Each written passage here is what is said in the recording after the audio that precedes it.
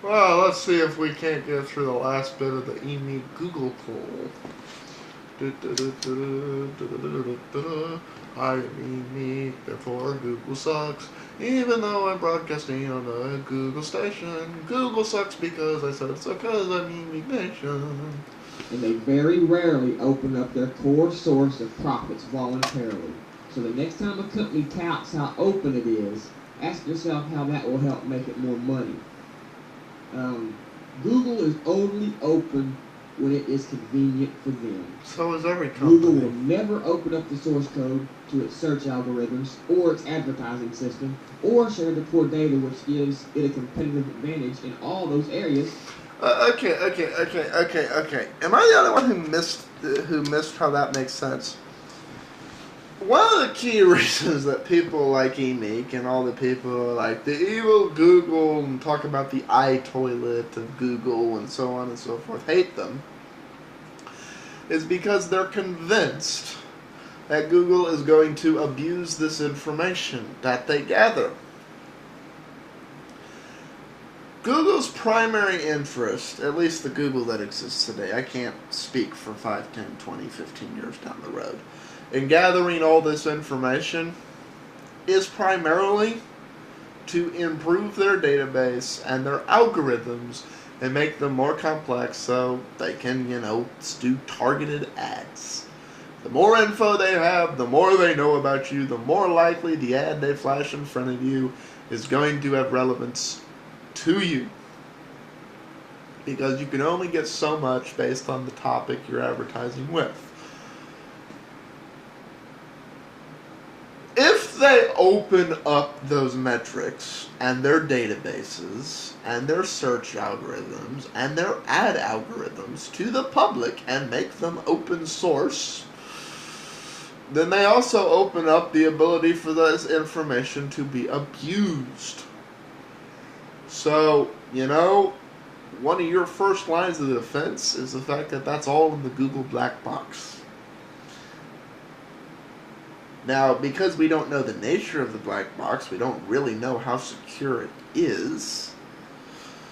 But I guarantee you, if it was open, it wouldn't take long for people to start doing social exploits.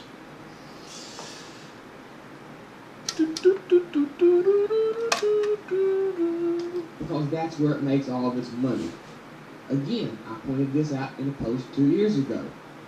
Just because the industry pressures and increased interconnectedness are forcing companies to embrace open technologies. Don't confuse openness with profitability. Open standards tend to be good for spurring the adoption of new technologies, but not so good for generating profits directly. That is why companies choose to be open along axes where they don't compete. Google, for instance, is a big proponent of open standards in social networking, mobile networks, mobile applications, and practically everywhere except the one place that makes money. Its advertising system is a black box. You also never hear any talk coming out of Google about opening up the search algorithms that drive all those advertising revenues. Well, okay, let's run a hypothetical scenario. If the search algorithms that drove Google, and let's say Bing for that matter, let's say if a search engine's algorithm, if the formula its computers run to return its results are published and public, how long do you think it would take before a tech-savvy person would go analyze that algorithm and instantly redo their site to be ranked number one by how that algorithm categorizes things? I'm sorry, I don't have the proverbial egg timer or drop of a pen, but that's about how quick it would take. Just, it's done. Well, guess what? If everybody goes and does that, then the algorithm is worthless. Because everybody's going to be ranked number one. So then what does it do? List them alphabetically? Then it becomes a race for A domains or Z domains or domains starting with a 1. That's one of those catch-22s. The fact that that formula is black box is the primary reason it works, because at the end of the day, people are still guessing what it takes to be number one on Google and Bing. They're making educated guesses. We know some of the components of the formula, but we don't know all of them. Which is why, Google works so well, and Bing kind of works so well, but in a different way.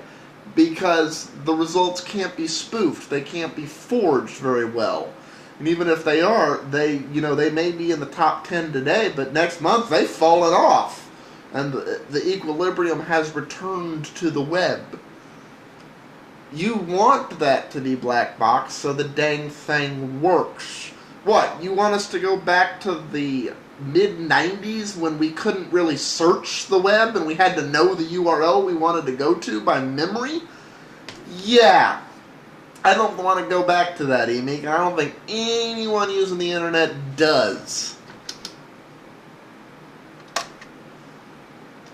In contrast, Google has no problem championing the open standards in industries that it is hoping to disrupt by commoditizing existing business models with open standards and making money with advertising instead. Now, you need to go back and read or listen to what I just read there, okay? The very last little bit of it. In fact, I'll read it for you again.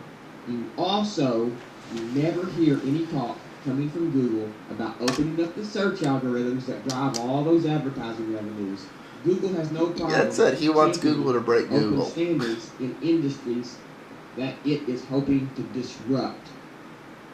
So it wants to go in and be able to run all these ads, and those are the industries that it's buying for openness. Like, turn-by-turn navigation. Oh, open. Everything should be open. Open, open, open. Of course it should. That's your mantra. Rosenberg realizes there's an incongruity between what he is saying and what Google is doing.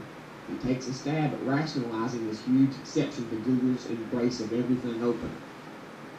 While we are committed to opening the code for our developer tools, not all Google products are open source. Our goal is to keep the internet open, which promotes choice and competition and keeps users and developers from getting locked in.